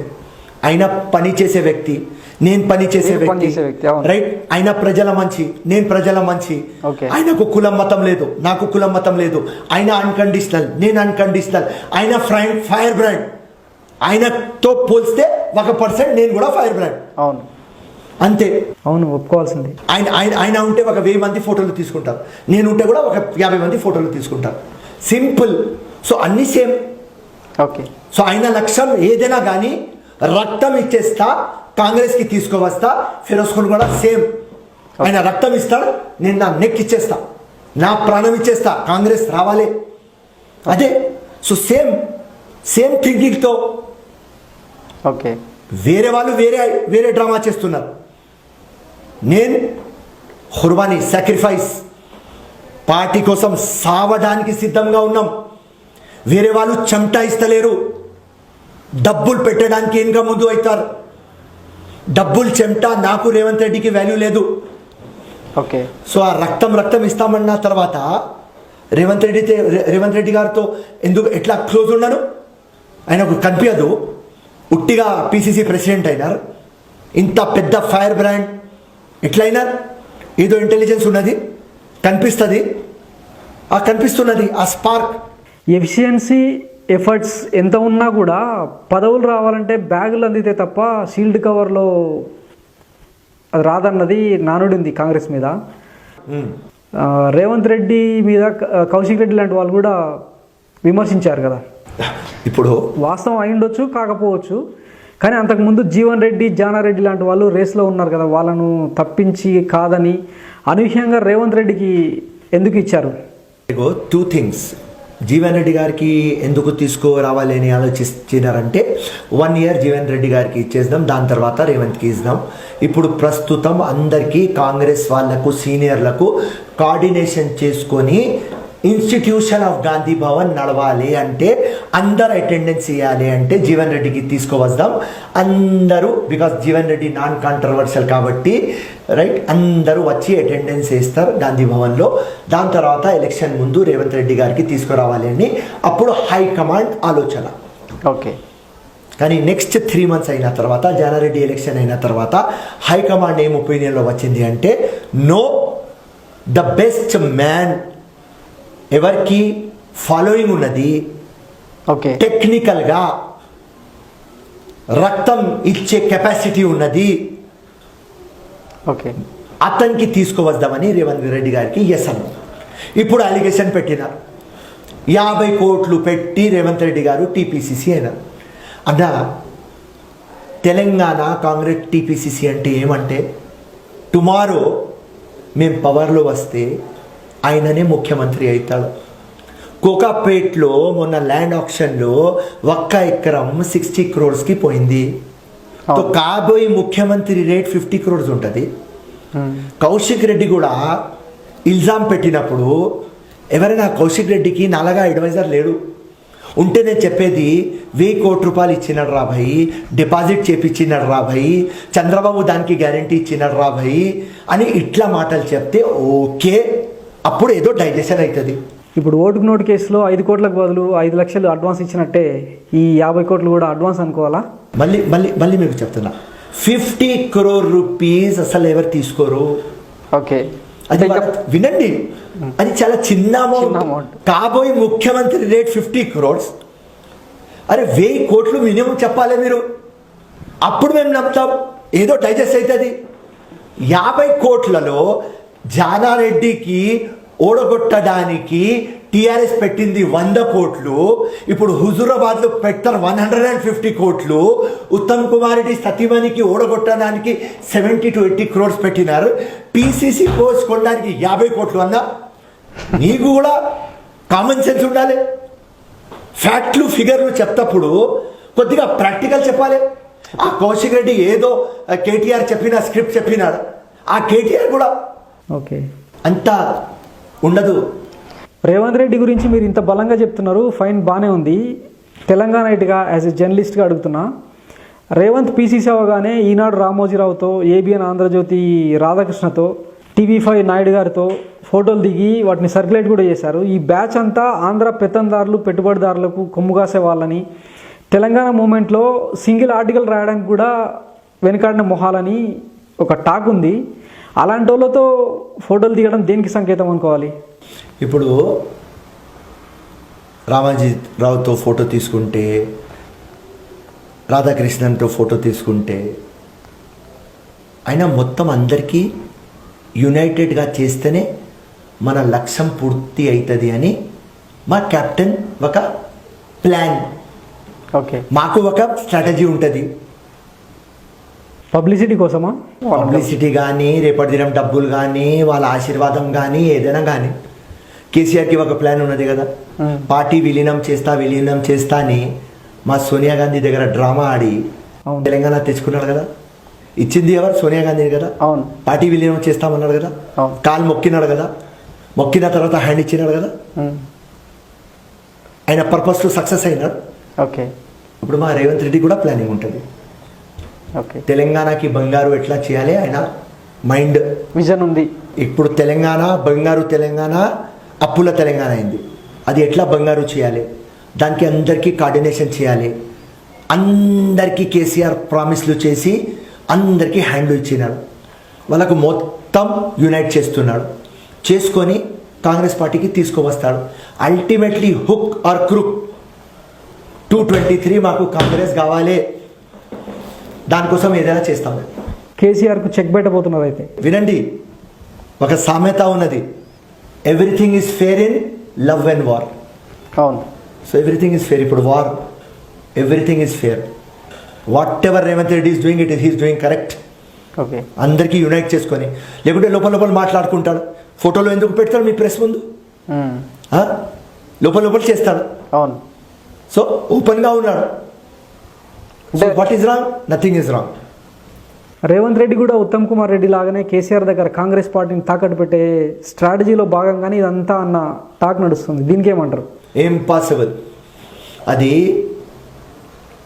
మీరు చూసినారు చిన్నప్పుడు పాము ఇంకా ముంగిసా ముంగుస్ ఫైట్. అవును. ఎప్పుడైనా పాము ముంగుస్ ఫ్రెండ్స్ అవుతారు? కావు. ఇప్పుడు ఆ కేసీఆర్ అది, రేవంత్ ఇది, లేకుంటే కేసీఆర్ ఇది, రేవంత్ ఇది.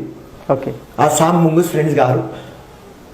పక్క పెట్టేసండి ఆ క్వశ్చన్లు, క్వశ్చన్లు. అది ఛాన్సే లేదంటారు అయితే. ఛాన్సే లేదు. వేరే వాళ్ళు ఎవరైనా ఉంటే okay, nobody is permanent enemies, nobody is permanent friends అని లంబా భాష నేను ఇచ్చేది. కానీ ఇక్కడ ఒక పాము ముంగుస్, ఓకే, అది సెట్ కాదు. విలీనం ప్రక్రియ గురించి మాట్లాడారు కదా, నేను అడగబోతున్న క్వశ్చన్ బాగా వినండి. ఇది హిస్టరీలో రికార్డ్ అయింది ఆల్రెడీ. చాలామంది సీనియర్ జర్నలిస్టులు, పొలిటికల్ అనలిస్టులు చెప్పిన మాట, మీ కాంగ్రెస్లో వర్షన్ ఎట్లయినా ఉండనియండి, తెలంగాణ ఇచ్చిన తర్వాత కేసీఆర్ తన ఫ్యామిలీతో వెళ్ళి సోనియా గాంధీ దగ్గరికి, అది కూడా హార్ట్ఫుల్గా ఫ్యామిలీతో వెళ్ళి మరీ సరెండర్ అయిపోయారు. టీఆర్ఎస్ విలీన ప్రతిపాదనకు ఓకే చెప్పారు. కానీ మీ సోకాల్డ్ లీడర్లు జానారెడ్డి అనుకోండి, ఉత్తమ్ కుమార్ రెడ్డి అనుకోండి, కోమటిరెడ్డి, డి కర్ణ లాంటి వాళ్ళు తెలంగాణ ఇచ్చిన క్రెడిట్తో మనం బంపర్ మెజారిటీతో గెలుస్తాం, మళ్ళీ అధికారంలోకి తెస్తామని ఆ బక్క కేసీఆర్ని నమ్మడానికి వీల్లేదని ఓ పుల్లలు పెట్టారని టాక్ వినిపించింది. అందుకే కేసీఆర్ కూడా హైదరాబాద్ తిరిగి వచ్చిన తర్వాత గేర్ మార్చి టీఆర్ఎస్ పార్టీని లైన్లోకి తీసుకొచ్చారని టాక్ ఉంది. అసలు ఆ ఛాన్స్ మిస్ చేసుకున్నదే మీ తెలంగాణ నేతలు. ఇందులో నో డౌట్ అది చారిత్రక తప్పిదం. అక్కడ కేసీఆర్ చేసిన తప్పేంటి? కాంగ్రెస్ టీఆర్ఎస్ టర్మ్స్ దెబ్బతీసింది ఎవరు? లేదు, ఇప్పుడు మీరు చెప్పింది దానిలో బోత్ ఫ్యాక్ట్స్ ఉన్నాయి. మీరు చెప్పిన మాట బ్యాలెన్స్. ఇక్కడ మా సీనియర్లు పోయి అవసరం లేదు కేసీఆర్, ఎందుకు విలీనం, వాడు అవసరం లేదు. సీఎం సీట్ మీద ఆశ ఉన్న వాళ్ళే చెడగొట్టారని అది పోయి చెప్పినారు. కానీ అప్పుడు కూడా సోనియా గాంధీ వినలేదు. Okay. No I given word to KCR, let him come అన్నది. కానీ కేసీఆర్ రాలేదు. కేసీఆర్ తన ఫ్యామిలీతో కలిసి వెళ్ళారు కదా, ఫోటోలు కూడా సర్క్యులేట్ అయినాయి. It's historical. అది తీసుకొని మొక్కి వచ్చినాడు. వచ్చిన తర్వాత కేసీఆర్కి మీలాగా సీనియర్ జర్నలిస్ట్ అడిగినారు ఒక ఛానల్లో, నేను విన్నా, సార్ నువ్వు సోనియా గాంధీకి విలీనం చెప్పిన తర్వాత ఎందుకు డిసిజన్ చేంజ్ చేస్తారంటే, నేను ఇట్లా ఢిల్లీ నుంచి వస్తేనే ఫస్ట్ ఎక్సైజ్ డిపార్ట్మెంట్ వాళ్ళు కలవడానికి వచ్చిన, దాని తర్వాత రెవెన్యూ వాళ్ళు, దాని తర్వాత పంచాయత్ రాజ్ వాళ్ళు, దాని తర్వాత రోడ్స్ అండ్ బిల్డింగ్స్ వాళ్ళు, దాని తర్వాత సిడబ్ల్యూసి వాళ్ళు వచ్చి అందరూ ఏమన్నారంటే, వద్దు సార్ కాంగ్రెస్లో విలీనం అయితే మొత్తం మేము ఇంత అజిటేషన్ చేసినాం, మేము ఇంత మార్పు చూసినాం, ఆ కాంగ్రెస్ ఏం మార్పు తీసుకురాదు, ఏం డెవలప్మెంట్ చేయదు, మొత్తం సర్వనాశం చేస్తేస్తుంది, దానికోసం మొత్తం గవర్నమెంట్ సర్వెంట్లు, మొత్తం యూత్ మొత్తం మీ వెనక ఉన్నారు, మొత్తం మహిళలు మీ వెనక ఉన్నారు, వద్దు సార్ ఆ టెస్టెడ్ పార్టీ కాంగ్రెస్ వద్దు సార్ మనకు అని వాళ్ళు అందరు చెప్తే నేను డిసిషన్ చేంజ్ చేస్తారని ఏదో ఒక పెద్ద ఛానల్లో ఆయన ముఖ్యమంత్రి అయిన 3 months తర్వాత చెప్తున్నప్పుడు నేను విన్నా. ఏదేమైనా ఒక మంచి ఛాన్స్ మిస్ చేసుకున్నారు కదా, హిస్టారికల్ మిస్టేక్ అది. ఒకవేళ టీఆర్ఎస్ విలీనం జరిగి ఉంటే రాష్ట్ర రాజకీయాలు ఇంకోలాగా ఉండేవేమో.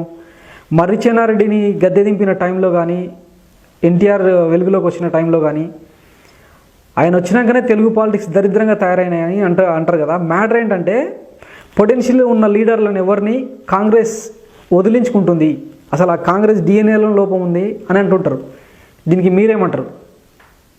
మీరు ఇది చెప్తే రాజశేఖర రెడ్డి గారు సావకపోతే తెలంగాణ వచ్చేది కాదంటారు. సో ఆ పాస్ట్ మాటల్లోకి పోకండి, ఓకే ప్రెజెంట్ అడగండి. నా అది చారిత్రక తప్పిదంగా అనిపిస్తలేదా? నథింగ్. ఓకే, అది అట్లా వెళ్ళిపోయింది.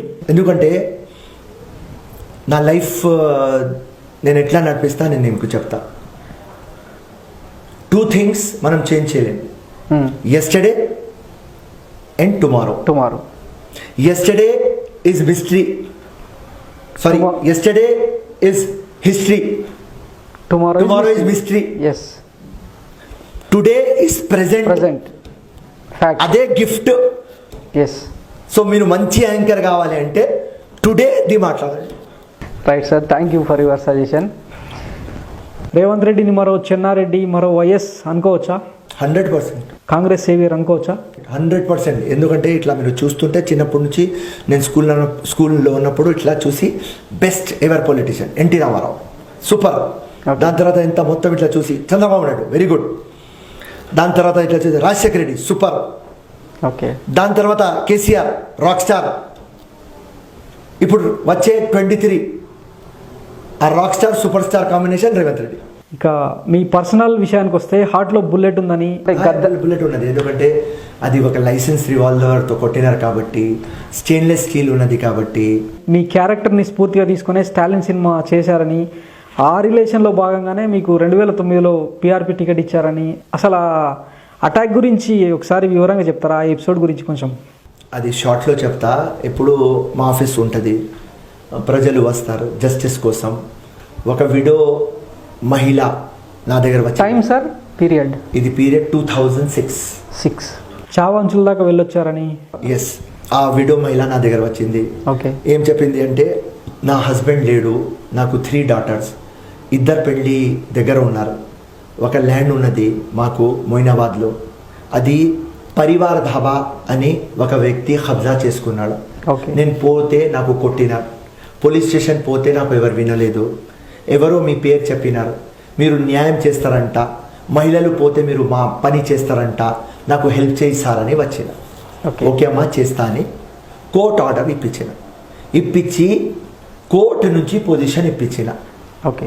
ఆ మహిళకి వీళ్ళు పరివార్ ధాబా మొత్తం ఎంఐఎం బ్యాచ్. ఓకే. వీళ్ళు ఏం చేస్తారంటే నాకు కాంప్రమైజ్ అడిగినారు.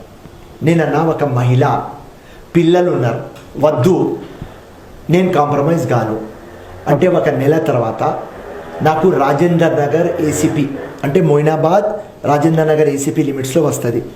ఓ మహిళకు ఆ డబ్బులు ఇచ్చేద్దాం ఫిరోజ్ ఖాన్, కానీ ల్యాండ్ మాకు ఇచ్చేయండి, మా పరువు మీద వచ్చేసింది, మా బోర్డు ఉన్నది, ఆ బోర్డు తీసేసినారు, మొత్తం మాకు నేమ్ స్పాయిల్ అయింది, ఏం డబ్బులు కావాలి అది ఇచ్చేస్తాం, మీరు రండి రాజేంద్ర నగర్ పోలీస్ స్టేషన్ అని పిలిపించినారు.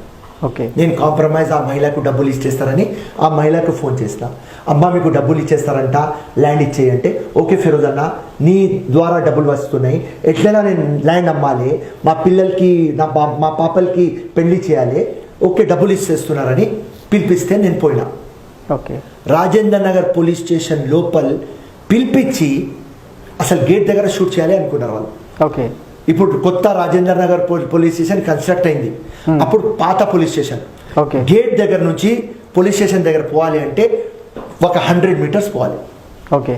సో వీళ్ళు ఇక్కడనే ఆగినారు, నేను ఇక్కడ వస్తే ఆపి ఇక్కడ నాకు షూట్ చేయాలి. ఓకే. కానీ నేను ఫాస్ట్గా కార్ లోపల వెళ్ళిపోయాను. ఓకే. పోలీస్ స్టేషన్ లోపల పోతేనే ఫిరోజ్ ఖాన్ అని పిలిపించారు. నేను ఇట్లా మలిస్తేనే తర్ అని 5 bullets కొట్టేస్తారు. ఓకే. ఇక్కడ ముఖం మీద కొట్టినారు, ఇట్లా కొడుతున్నారు, నేను ఇట్లా చేస్తాను. ఓకే. ఇక్కడ వచ్చింది, ఇక్కడ నుంచి ఇది మొత్తం ఇక్కడ వచ్చింది, మొత్తం లోపల నుంచి పోయి ఇక్కడ నుంచి బయట వచ్చింది, ఇది మొత్తం ప్లాస్టిక్ సర్జరీ, టోటల్ ఇది బ్లాస్ట్ అయిపోయింది, మొత్తం ఇరిగిపోయింది, అది మొత్తం ప్లాస్టర్లు ఉన్నాయి ఒక 3-4 months నాకు. దాని తర్వాత సెకండ్ బుల్లెట్ ఇక్కడ కొట్టిన, ఇక్కడ నుంచి ఇక్కడ వచ్చేసింది. ఓకే. థర్డ్ బుల్లెట్ నా మొత్తం లంగ్ రప్చర్ అయిపోయింది. ఓకే. దానికోసం ఎప్పుడు ఇంటర్వ్యూ ఇస్తుంటే నేను నీళ్ళు తాగవాలి, ఎందుకంటే లంగ్ రప్చర్. దాని తర్వాత ఇక్కడ నుంచి 4th బుల్లెట్ హార్ట్ లోపల వెళ్ళిపోయింది. ఓకే. 11 hours ఆపరేషన్ చేసినారు. దాని తర్వాత హార్ట్లో నుంచి తీస్తే ప్రమాదం అవుతుంది, కానీ ఇప్పుడు వీడు బతికితే ఆ హార్ట్ నుంచి బయట తీసుకువద్దామని డైయింగ్ డిక్లరేషన్ మెజిస్ట్రేట్కి కూడా పిలిపించి డైయింగ్ డిక్లరేషన్ ఇప్పించి దాని తర్వాత బతికిన తర్వాత చూస్తే ఆ హార్ట్ నుంచి బుల్లెట్ తీస్తే 50% బతికి ఉంటా, 50% సస్తా. ఓకే. కానీ నా అడ్వాంటేజ్కి నా అమ్మ నాన్న ఆశీర్వాదం, ప్రజల ఆశీర్వాదం, అందరి ఆశీర్వాదం ఉన్నది అని ఆ లైసెన్స్ రివాల్వర్తో కొట్టినారు కాబట్టి అది స్టెయిన్లెస్ స్టీల్ ఉన్నది. ఓకే. సో దాంతో నుక్సాన్ కాదు. సో జీవితం మొత్తం అది నా హార్ట్లోనే ఉంటుంది. ఇదే స్టోరీ చిరంజీవి గారికి 2007లో సుబ్బిరామరెడ్డి గారికి రాజ్యసభ ఇస్తే దివాకర్ రెడ్డి, జేసీ దివాకర్ రెడ్డి ఎక్స్ మినిస్టర్, మాకు గాడ్ ఫాదర్, ఆయన ఇంట్లో వాళ్ళ కొడుకు పవన్ రెడ్డి నా చిన్నప్పుడు ఫ్రెండ్, ఆయన ఇంట్లో సుబ్బిరామరెడ్డికి ఫెలిసిషియేట్ చేసేటప్పుడు చిరంజీవి గారు వచ్చినారు. ఓకే. అప్పుడు పవన్ రెడ్డి అన్నారు, అన్నా అందరూ రియల్ హీరోస్, వీడు రియల్ హీరో, హార్ట్ లోపల బుల్లెట్ అన్నా, ముఖం మీద బుల్లెట్ అన్నా, ఇది అంటే అరే నేను ఒక మూవీ గురించి చదువుతున్నా, దానిలో హార్ట్లో బుల్లెట్ ఉండాలి అని అప్పుడు చిరంజీవి గారు నాతో మీ ఎక్స్పీరియన్స్ నాకు షేర్ చేయండి. అప్పుడు నాకు తెలుగు రాదు. ఓకే. సో పక్కనే కూర్చున్నాడు విక్రమ్, ఆ తబ్లా హోటల్ ఓనర్, అతను నాకు చెప్పు ఫిరోజ్, నేను చిరంజీవికి ట్రాన్స్లేట్ చేస్తా. అట్లా ఆయన ట్రాన్స్లేట్ చేసినారు. అట్లా మొత్తం స్టోరీ నాది చెప్పిన. సో దానిలో స్టాలిన్లో ఆ హార్ట్లో బుల్లెట్, ఆ కొన్ని సీక్వెన్స్లు నా రియల్ సీక్వెన్స్ చిరంజీవికి చెప్పిన. అక్కడ నుంచి చిరంజీవికి తెలిసింది నేను Feroz Khan. Okay. So direct Rajasekhara Reddy ticket నేను ఇయ్యను, ఎంఐఎంతో అలయన్స్ అంటే చెప్తే చిరంజీవి దగ్గర పోయి 5 minutesలో టికెట్ తీసుకొచ్చేసిన. ఓకే. జనరల్గా రాజశేఖర రెడ్డి తరిక వేరే కదా, మీరేమో డిఫరెంట్గా చెప్తున్నారు. నమ్మితే ప్రాణం ఇస్తారంటారు కదా, వైఎస్ మిమ్మల్ని ఎందుకు రిజెక్ట్ చేసారు? నమ్మిన వ్యక్తికి ఏదో రూపంలో మేలు చేస్తాడని టాక్ ఉంది కదా. ఆయన రాజశేఖర రెడ్డికి సూపర్ ఎందుకన్నా అంటే లీడర్ ఎట్లా ఉండాలి అంటే వాస్తవాలు చెప్పాలి, ఎవరికి ధోకాలో పెట్టవద్దు.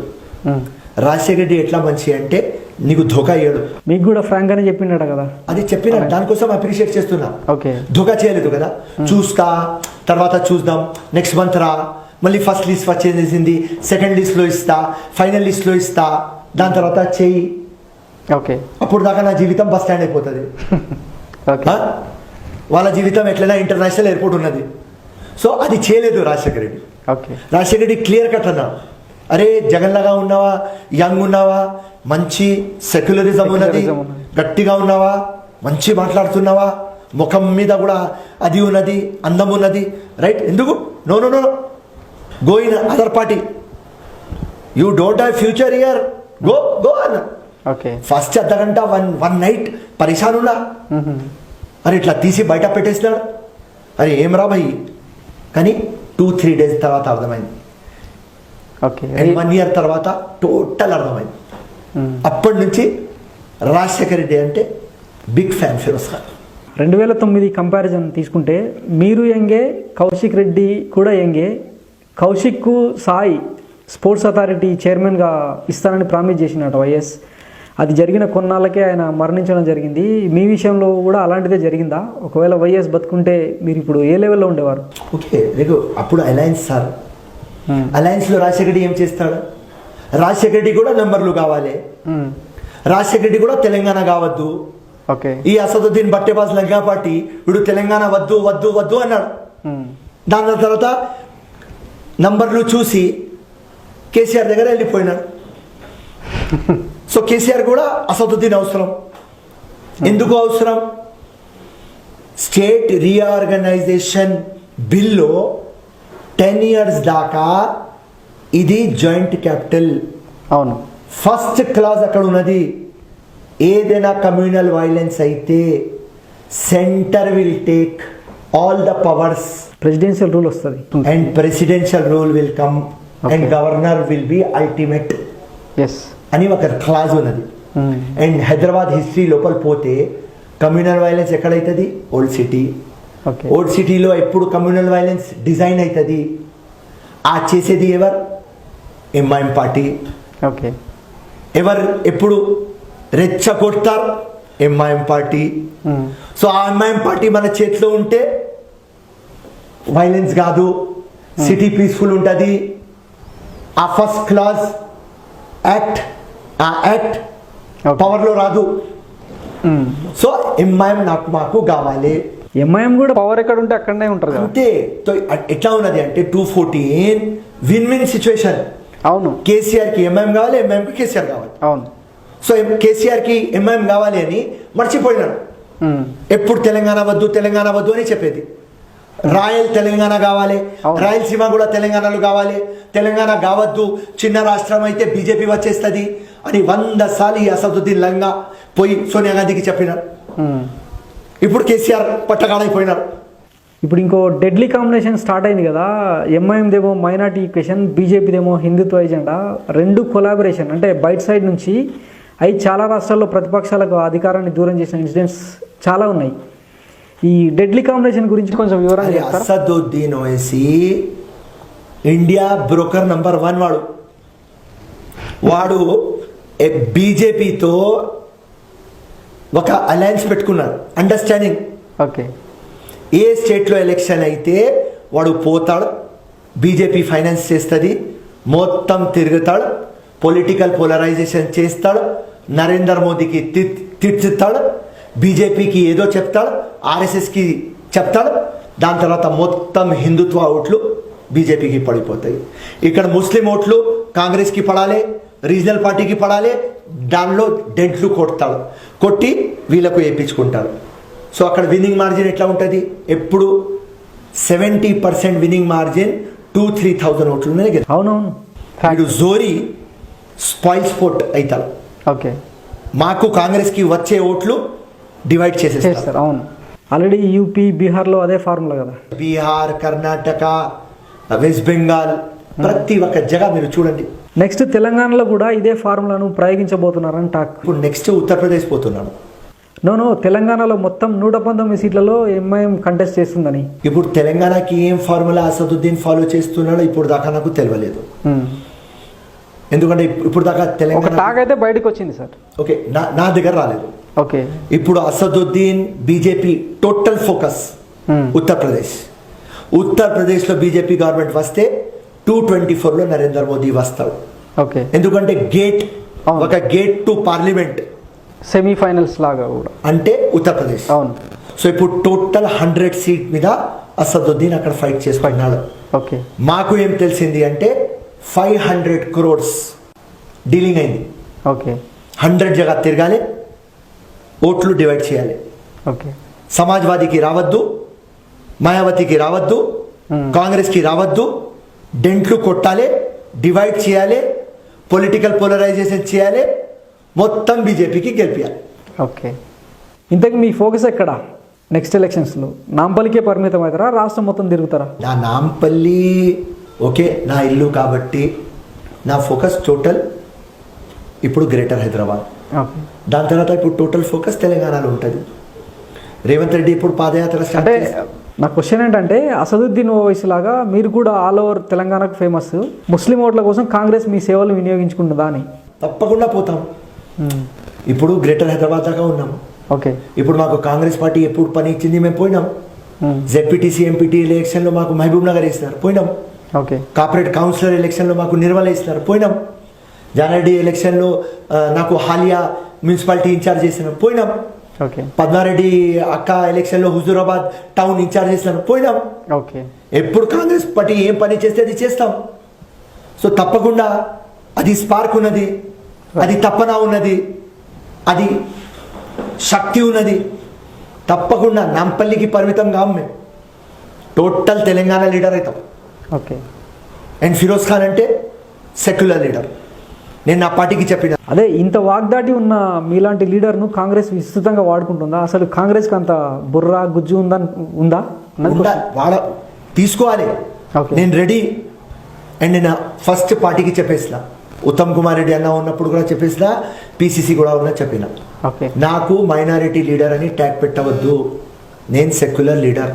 ఓకే. నేను టోటల్ 100% లీడర్. నాకు ఆ 12% 13% లీడర్ చెప్పియకండి, మీ కాలు మోక్తా. రైట్. ఈ సెక్యులరిజం కోసం మొత్తం ఫైట్ చేసింది ఫిరోజ్ ఖాన్. పెద్దమ్మ గుడి కానీ, లాల్ దర్వాజా టెంపుల్ కానీ, సత్యనారాయణ కథ కానీ, తిరుపతి కానీ, శ్రీ బ్రహ్మరామ మల్లికార్జున స్వామి కానీ, భవనాలు కానీ, గణేష్ చతుర్థి కానీ, మాతారాణి పూజ కానీ ఫిరోజ్ ఖానే ఉంటాడు. ఓకే. సో ఫిరోజ్ ఖాన్ మొత్తం టోటల్ సామాజిక వర్గంకి లీడర్. ఓకే. సో మెహర్బానీ చేసి నాకు మైనారిటీ ట్యాగ్ ఇవ్వద్దు అంటే వాళ్ళు చెప్పినారు. ఎప్పుడు ఇచ్చినాం ఫిరోజ్. ఓకే. ఒక ఫిక్షనల్ క్వశ్చన్ సార్, ఇది సాధ్యం కావాలని లేదు, కాకూడదని లేదు, అందుకే ఫిక్షనల్ అంటున్నా. అసలు మీ ఫైటింగే ఎంఐఎంతో కదా, ఒకవేళ ఎంఐఎం బాస్ అసదుద్దీన్ వచ్చి మీకు నాంపల్లి టికెట్ కనుక ఆఫర్ చేస్తే ఆ పార్టీ తరఫున పోటీ చేస్తారా, చేయరా? అంటే ఎమ్మెల్యే ఇవ్వండి, ఎమ్మెల్యే ఇచ్చేస్తాం. నేను పోను. ఎందుకు పోను అంటే వాళ్ళ ఐడియాలజీ టోటల్ డిఫరెంట్, ఓకే. నా ఐడియాలజీ టోటల్ డిఫరెంట్. వాళ్ళు ఉట్టి ఒక్క ఇప్పుడు చెప్పినా కదా మీకు, మైనారిటీ ఇస్లాం గురించి మాట్లాడి ముస్లిమ్స్కి డెవలప్ చేయరు. ఓకే. సో ఇంకా వాళ్ళు తెలంగాణలో ఒక 7 ఎమ్మెల్యేస్, ఒక ఎంపీ, ఒక ఎమ్మెల్సీ పార్టీ, ఓకే, చిన్న పార్టీ. సో ఎట్లా ఎంఐఎం యూనివర్సిటీ ఉన్నది అంటే ఆ యూనివర్సిటీ పేరు ఉన్నది వాళ్ళకు, కానీ టాప్ క్లాస్ 10th క్లాస్ అక్కడ.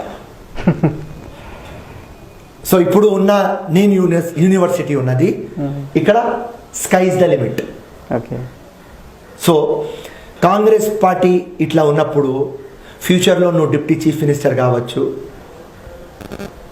యూనియన్ మినిస్టర్ కావచ్చు, సత్యం ముందు గవర్నర్ కావచ్చు, అంత అవకాశాలు ఇడిసేసి ఈ చిన్న గవర్నమెంట్ స్కూల్లో జాయిన్ అవుతా అన్న, ఇక్కడ ఎమ్మెల్యేలాగా గెలవాలి, ఎమ్మెల్యేలాగా సావాలి.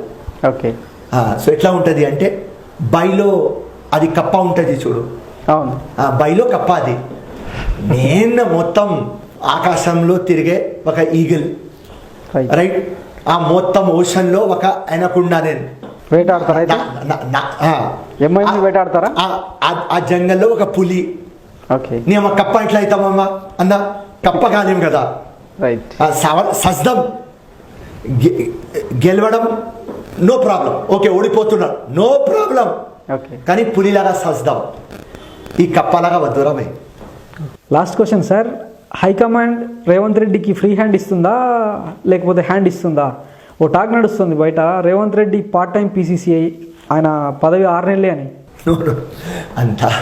అంత టాకే, ఎందుకంటే గాసిప్ చేయలే కదా, ఎందుకంటే మీ ఛానల్ నడవాలి అంటే టీఆర్పీ కావాలి కదా. నో టాక్ నడుస్తుంది. ఏంటంటే ఇది తీసేది మీరే. పాపులర్ డిమాండ్ని క్లారిటీ కోసం అడుగుతున్నాం. పాలిటిక్స్తో మాకేం పని సార్? అసలు కాంగ్రెస్ మీద కౌంటర్లు వేస్తే రేటింగ్ యాడొస్తుంది? సో మీ అందరికీ ఒక రిక్వెస్ట్, అందరు ఛానల్ వాళ్ళకు మెహర్బానీ చేసి ఒపీనియన్లు రిపోర్ట్ చేయకండి. ఓకే. ఏది ఫ్యాక్ట్స్ అంటే అసలు కాంగ్రెస్ చరిత్రనే అట్లాంటిది కదా, చెన్నారెడ్డిని గద్దె దింపినప్పుడైనా, అంజయ్యని దింపినప్పుడైనా చరిత్రను మార్చలేరు కదా, అందుకే అడుగుతున్నాం. ఇందులో తప్పేముంది? అర్థమవుతుంది కాంగ్రెస్కి. కాంగ్రెస్ ఎందుకు డే బై డే, ఒకప్పుడు ప్రణబ్ ముఖర్జీ బయటికి వెళ్ళిపోయిండు, కాంగ్రెస్ బ్లడ్ అయిన చెన్నారెడ్డి ఏకంగా పార్టీ పెట్టిండు, నేషనల్ డెమోక్రటిక్ పార్టీ అని. శరద్ పవార్ బయటికి వెళ్ళిపోయిండు, ఇదంతా చరిత్రనే కదా. కాంగ్రెస్ అట్లా బిహేవ్ చేస్తుంది కాబట్టి అడుగుతున్నాం. Okay, done. కానీ ఇప్పుడు ఒక కొత్త పార్టీ పెట్టాలంటే సాధ్యం కాదు. అవును. ఆ రోజుల వినండి, ఆ రోజులలో ఉట్టి ఐడియాలజీతో పార్టీ పెట్టేది, కానీ ఇప్పుడు పార్టీ నడిచేది డబ్బులతో. అవును, ఆ మైండ్లో పెట్టుకోండి. మేము ఐడియాలజీ డబ్బులు రెండు ఉండాలి. వినండి, వన్స్ క్వశ్చన్కి ఆన్సర్ ఇస్తాను. Okay, continue. అప్పుడు నడుస్తుంది. ఇప్పుడు డబ్బులు లేని వ్యక్తి తీర్మార్ మల్లన్న పార్టీ ఎందుకు పెడతలేడు? ప్రొఫెసర్ కోదండరాం పెట్టిన పార్టీ అది రేస్లో ఎందుకు ముందుకు పోతలేదు? డబ్బులు లేవు అని, ఫండింగ్, రైట్? ఇంకా ఒక డబ్బులున్న వ్యక్తి విశ్వేశ్వర్ రెడ్డి, ఆయన పార్టీ ఎందుకు పెట్టలేడు? ఎందుకంటే ఐడియాలజీ ఇంకా మనీ మ్యాచ్ అయితేనే పార్టీ పెట్టవచ్చు, ఓకే, లేకుంటే పార్టీ పెట్టలేం. ఆ Sharad Pawar time, Chenna Reddy time, Jana Reddy time different. Okay, ఇప్పుడు టోటల్ డిఫరెంట్. కాంగ్రెస్ మారింది, అయితే కాంగ్రెస్ మారింది అంటారు 100%. ఇప్పుడు అర్థమైంది మా హైకమాండ్కి పార్టీ ఎందుకు స్ట్రింక్ అవుతుంది. ఈ మొత్తం డ్రామాలు చేంజ్ చేయాలి. Change is inevitable. మార్పు ఎట్లైనా వస్తుంది. సేమ్ ప్రిన్సిపల్స్తో ఉండాలి, కానీ రూట్లు చేంజ్ చేయాలి, సిస్టమ్ చేంజ్ చేయాలి. దానికోసం అన్నా రీఇన్వెంట్ చేస్తున్నాం కాంగ్రెస్కి. ఓకే. సో ఈ రీఇన్వెన్షన్లో రేవంత్ రెడ్డినే ఉంటాడు, 223 కూడా రేవంత్ రెడ్డినే ఉంటాడు. ఓకే. అండ్ ప్రజలు ఆశీస్సులు ఉంటే ముఖ్యమంత్రి కూడా అవుతాడు. 100% రేవంత్ రెడ్డినే ముఖ్యమంత్రి. ఓకే. కేసీఆర్ దొంగ వ్యక్తికి ఒక మ్యాచ్ రేవంత్ రెడ్డియే. ఓకే. ఎందుకంటే రేవంత్ రెడ్డికి కూడా తెలుసు టెక్నికల్గా లీగల్గా ఈ దొంగ పనులకు ఎట్లా కౌంటర్ ఇవ్వాలి. నిర్మల్ సభలో కూడా అన్నాడు కదా, మా దగ్గర మంత్రాలు ఉన్నాయి, తంత్రాలు ఉన్నాయి, అన్నీ ఉన్నాయి. అండ్ గుసాంచే డేరింగ్ కూడా ఉన్నది. అవును. ఇప్పుడు స్టార్టింగ్ కాంగ్రెస్కు అలాంటి లీడర్ అవసరమే, కానీ రేవంత్ ఎంతవరకు ఫ్రీ హ్యాండ్ ఇస్తారన్నదే పాయింట్ ఇక్కడ. ఇచ్చేసినారు. Okay. ఇది ఇప్పుడు మొదలైంది. ఒక 6 months 1 year తర్వాత చూడండి. ఓకే. ఎప్పుడు మా ధర్నాలు ఉట్టి attack Pragati Bhavan, attack KCR office, okay. Attack KTR వాళ్ళ కరప్షన్ అద్దంలాగా చూపిస్తాం. ఇప్పుడు టైం వస్తలేదు అని ఉట్టిగా సైలెంట్గా స్టార్ట్ చేసినాం. ఓకే. కొద్దిగా టైం ఇవ్వండి మాకు. 6 months తర్వాత మా గ్రాఫ్ చూడండి, 1 year తర్వాత మా స్టైల్ చూడండి. గ్రాఫ్ పెరిగింది, కాపాడుకుంటే సరిపోతుంది. 100% కాపాడు. కానీ మీ లీడర్షిప్ అనే జనానికి డౌట్ ఉంది. దానికోసం అన్నా కదా 6 months ఇవ్వండి. ఓకే. మీరే చెప్తారు, అరే ఎంత బాగా చేస్తున్నారన్నా మీరు, కాంగ్రెస్ పార్టీ ఎంత బాగా చేస్తుంది అని మీరే చెప్తారు. అండ్ అదే నేను దేవుడికి ఎప్పుడు ఒకసారి ఫ్రైడే నమాజ్ చదువుతా, అప్పుడు అదే అడుగుతా. ఓకే. సార్ మా మొత్తం సీనియర్స్ మీదలో ఒక మనసులో కోఆర్డినేషన్ అని ఒక ఫీలింగ్ డెవలప్ చేస్తే కేసీఆర్ మటాష్ అయిపోతారు సార్. ఓకే. సో తప్పకుండా యాంటీ ఇన్కంబెన్సీ కూడా స్టార్ట్ అయింది, దాన్ని ఎట్లా క్యాచ్ చేసుకుంటారు? అదే, సో అది గుడ్ పాయింట్. ఇప్పుడు బ్యాటింగ్ పిచ్ మాకు కేసీఆర్ చేసేసినారు. బౌలింగ్ పిచ్ పెడితే పెద్ద బ్యాట్స్మెన్ రేవంత్ రెడ్డి లాగా, ఫిరోజ్ ఖాన్ లాగా బ్యాటింగ్ చేయలేము. ఓకే. 6 కొట్టాలంటే కష్టం. కానీ ఇప్పుడు కేసీఆర్ బ్యాటింగ్ పిచ్ చేసేస్తున్నారు. ఓకే. సో ఇక్కడ రేవంత్ రెడ్డి ఎట్లా ఉన్నాడంటే ఫ్రంట్ ఫుట్లో పోతే క్రిస్ గేల్స్ స్టేడియం అవుతలే చెక్క, ఓకే. ఇంకా పోతే డివిలియర్స్ లాగా ఇక్కడ చెక్క, 360 degrees ఆడతారు అయితే. రైట్. ధోని లాగా హెలికాప్టర్ షాట్. ఓకే. అన్ని రేవంత్ రెడ్డి దగ్గర ఉన్నారు. Advantage Revanth Reddy, advantage Congress, advantage Feroz Khan. Pitch అయిపోయింది. లాస్ట్ టైం రైతు బంధు పెట్టి అడ్వాన్స్ ఎలక్షన్లకు వెళ్ళారు కేసీఆర్, ఇప్పుడు దళిత బంధు దానికి ఇండికేషన్ అనుకోవచ్చా? ఉండదు ప్రణాళిక. హుజూరాబాద్లో ఏముండదు ప్రణాళిక మాది. నాట్ ఓన్లీ హుజూరాబాద్, ఒకవేళ అడ్వాన్స్ ఎలక్షన్స్ వెళ్తే గనక మీరు రెడీనా? మీ దగ్గర అన్ని రకాల వెపన్స్ ఉన్నాయా? దిగో ఇప్పుడు సింపుల్, మేము నవ్వుతాం ఇది మాట్లాడి. ఇప్పుడు కేసీఆర్ రైతు బంధు నేను ఎన్ని కోట్లు పెట్టా అని చెప్పినాడు. అప్పుల తెలంగాణ అయింది. ఆ కేసీఆర్కి దిమాగ్ ఎట్లా నడుస్తుంది అంటే 3,000 కోట్ల కోసం ల్యాండ్ ఆక్షన్ మీద పెట్టినాడు. దాని తర్వాత GHMC greater municipal corporation, second richest corporation of India after Bombay. Okay. ఇక 2-3 months అయితే శాలరీ ఇచ్చడానికి డబ్బులు అక్కడ లేవు. కార్పొరేటర్ శాలరీ ఇవ్వాలంటే ఇంకా ముందు పోతుంది గవర్నమెంట్. ఓకే. ఇదే 2001 నుంచి తెలంగాణ యాజిటేషన్ చేసిన వాళ్ళకు 6 months తర్వాత ఇస్తా, 6 months తర్వాత ఇస్తా అని 20 years నుంచి, అంటే 7.5 years నుంచి 6 months తర్వాత అన్నాడు. ఓకే. దాని తర్వాత లాస్ట్ ఇయర్ నుంచి తుమ్మల నాగేశ్వరరావుకి ఇస్తా, ఆయనకు మన డిప్యూటీ సీఎం శ్రీహరి గారికి ఇస్తా, ఆ స్పీకర్ మధుసూదనాచారికి ఇస్తా, అందరికీ ఇస్తా ఇస్తా అని హ్యాండ్లు ఇస్తున్నాడు. ఇప్పుడు కౌశిక్ రెడ్డి ఆ కాస్ట్ ఈక్వేషన్లో వచ్చినాడు. కారు కూడా ఇప్పుడు ఓవర్లోడ్ అయింది, మీ దగ్గర ఎదుర్కొనే వెపన్స్ ఉన్నాయా అన్నది నా క్వశ్చన్. వినండి కొద్దిగా నేను చెప్పేది. ఓకే. మీకు పేషెన్స్ ఉంటే మీకు అర్థమవుతుంది. No problem sir. సో ఇప్పుడు కౌశిక్ రెడ్డి ఆ ఈక్వేషన్లో వచ్చినాడు. రెడ్డి నుంచి ఒక ఎమ్మెల్సీ చేయాలి, దళిత బంధు ఇక్కడ చేస్తున్నాం ఎస్సీ, ఓకే, ఒక బీసీకి టికెట్ ఇవ్వాలి. ఆ ఈక్వేషన్లో కౌశిక్ ఉంటాడని, కౌశిక్ రా అని ఎమ్మెల్సీ చేస్తాడు. ఓకే. దళిత బంధు నేను ఇస్తా అని ప్రామిస్ చేసేస్తున్నాడు. 16 నుంచి స్టార్ట్ అవుతుంది. స్టార్ట్ అయిన తర్వాత నోటిఫికేషన్ వస్తుంది. నోటిఫికేషన్ వస్తేనే ఈ దళిత బంధు మీద స్టాప్ వస్తుంది. పబ్లిక్లో హోప్ క్రియేట్ చేసేస్తాడు. ఈటెల మీద ఎలక్షన్ గెలుస్తాడు. ఇక్కడ దాకానే. ఓకే. దాని తర్వాత కేసీఆర్ హనీమూన్ టైం అయిపోతుంది. ఓకే. అది మాకు తెలుసు. స్టేట్ 5 lakh crores అప్పులో ఉన్నది. ఓకే. ఏం కేసీఆర్ నాటక్ చేస్తాడు ఇప్పుడు? ఏం చేయలేడు. ఈ బై ఎలక్షన్ దాకానే కేసీఆర్ హీరో. ఓకే. నేను ఛాలెంజ్ చేస్తున్నా, 221, 222 నుంచి కేసీఆర్ గ్రాఫ్ పడిపోతుంది.